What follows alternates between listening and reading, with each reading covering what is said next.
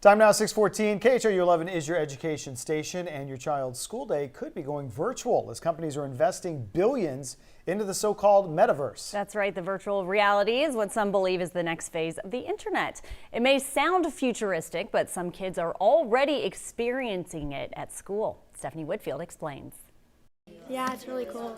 Some say this is the future of education. Instead of opening up a textbook, students can put on a headset to immerse themselves in a subject. Krista Taylor works for the company Accenture's Metaverse team. But it feels very intuitive. They build virtual realities in the metaverse for businesses. We are reimagining the employee, the consumer, and industrial experiences, making them more immersive. Lately, she says more and more schools are inviting the team to teach kids about virtual reality and what their world will look like. This is River Oaks Elementary School in Houston.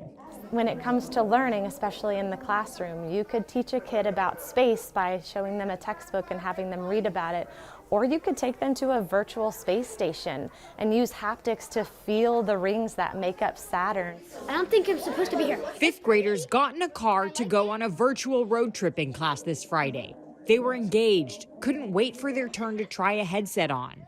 This is amazing. Like, I would never imagine to do something like this at school. Fifth grade teacher Askari Mohammed organized this in-school field trip to the metaverse.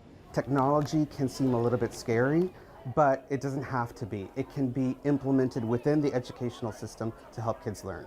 In a space still dominated by men, Taylor thinks this is also a way to show young girls that a career in technology is at their fingertips. If the metaverse is going to look different than our physical world and it's going to be a better place, then it needs to be built with diversity and inclusion and accessibility, especially with females. You may not be used to seeing kids with VR goggles on, but the metaverse is something a lot of kids are already familiar with. In fact, when students at River Oaks Elementary found out they were learning about virtual reality at school, several asked if they were allowed to bring in their own headsets from home. Back to you. Okay. Doesn't surprise me at all. Yeah. Long gone are the days of pencil and paper. I bet there's a few pencils still in the school. I don't know, Yeah. Dave, but I like the idea of immersing the kids at the International Space Station. I don't know if I'd want to be immersed in the math world, but ISS, that sounds pretty cool. The applications are amazing. There's no doubt about Yes. that.